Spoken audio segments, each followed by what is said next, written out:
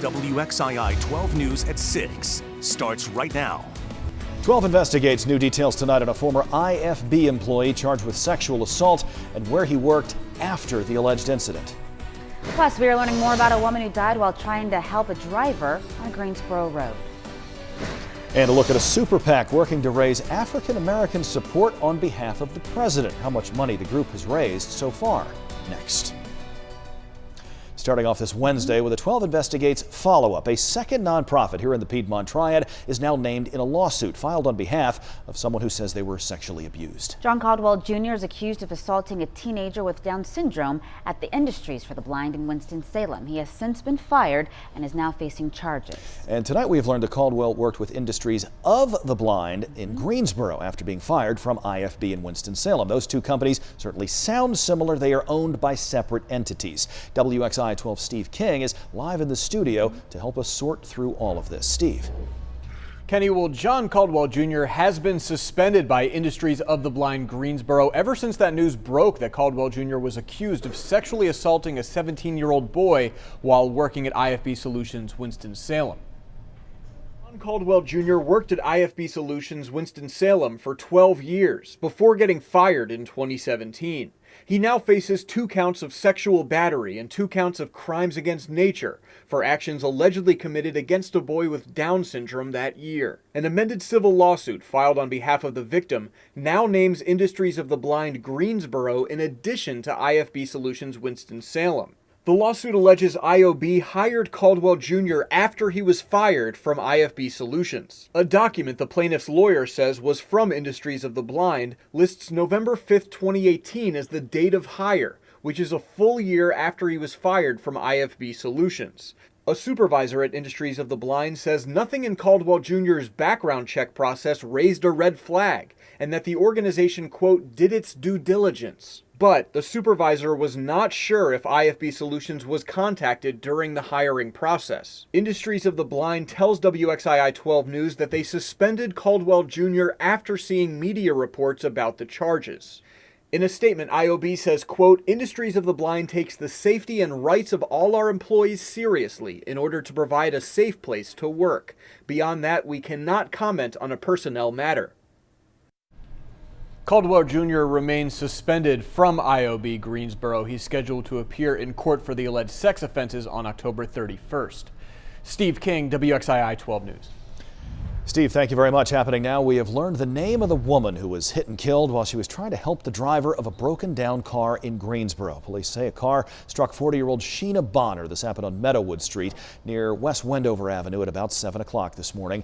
Unclear if the driver who hit her will face any charges. New at 6, the man involved in a road rage shooting in Greensboro is facing charges now.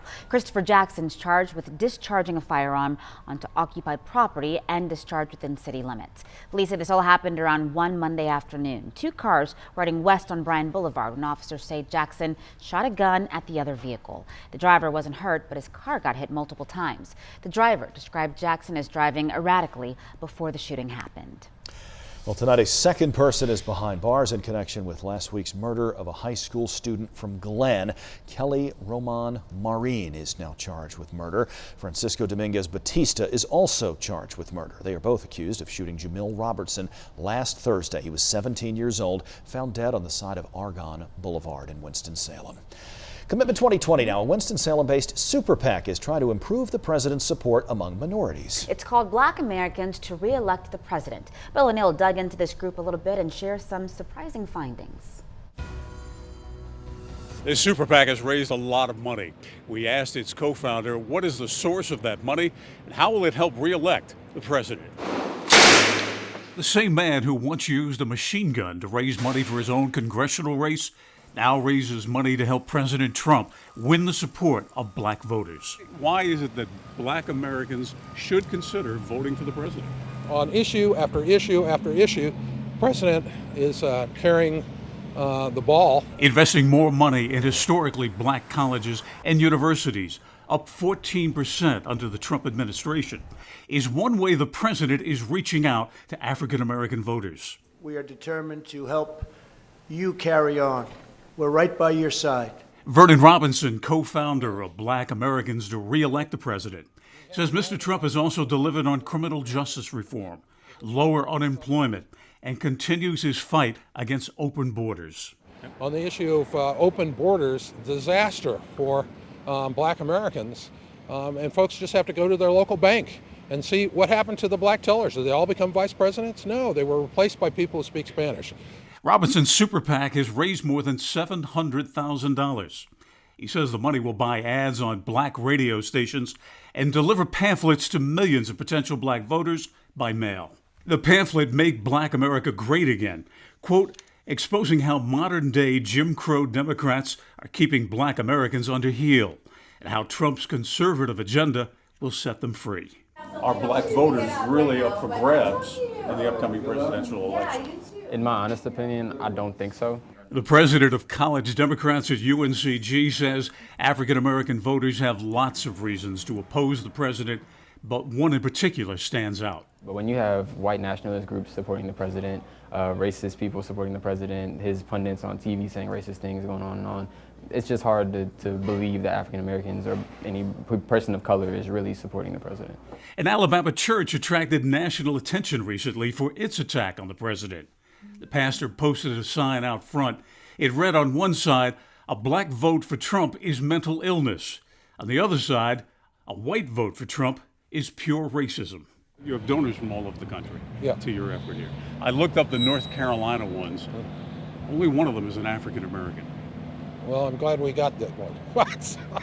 Robinson says he assumes most of his super PAC support comes from older white voters. That's based on his experience fundraising through direct mail. Is there any problem with a group called Black Americans to re-elect the president getting the majority of its money from white voters or white supporters? No, because if it was a problem, then the NAACP wouldn't have any money. Robinson says his super PAC is supported by white money, but led by a black leader. Robinson admits that allegations of racism is the biggest hurdle facing the president in the black community. It says that right now, the president is an easier sell than the Republican Party. In Winston-Salem, Bill O'Neill, WXII 12 News. Bill, thank you. Today, about 24 House Republicans delayed Laura Cooper's impeachment inquiry testimony on Capitol Hill. She's the Deputy Assistant Secretary of Defense for Russia, Ukraine, and Eurasia. Before her testimony to 3 congressional committees even started, about 24 Republican lawmakers stormed the secure hearing room known as a SCIF, yelling that the process was a sham. The impeachment inquiry centers on whether the president withheld money to pressure Ukraine's president to investigate his political opponents.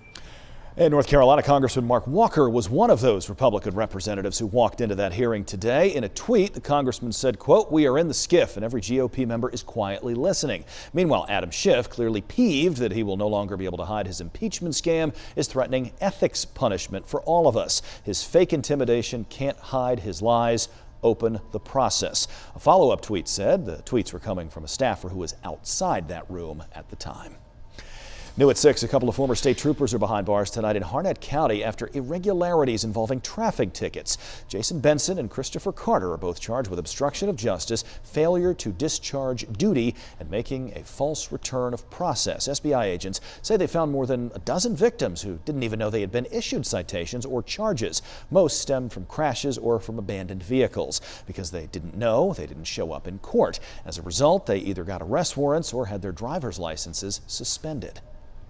Also new tonight, people got together at Camp Lejeune to remember the 1983 Beirut bomb blast that killed more than 241 U.S. service personnel. 220 Marines and 21 other people lost their lives when a truck bomb exploded at the Marine barracks in Beirut, Lebanon. It was the deadliest attack against U.S. Marines since the battle from Iwo Jima in 1945. Nearly 3,000 people are temporarily out of work from a Volvo plant in Virginia because thousands of Mack Truck workers are on strike in other states. Mack Truck is based in Greensboro. The plant in Dublin, Virginia gets its engine and transmission supplies from a Mack powertrain plant in Maryland.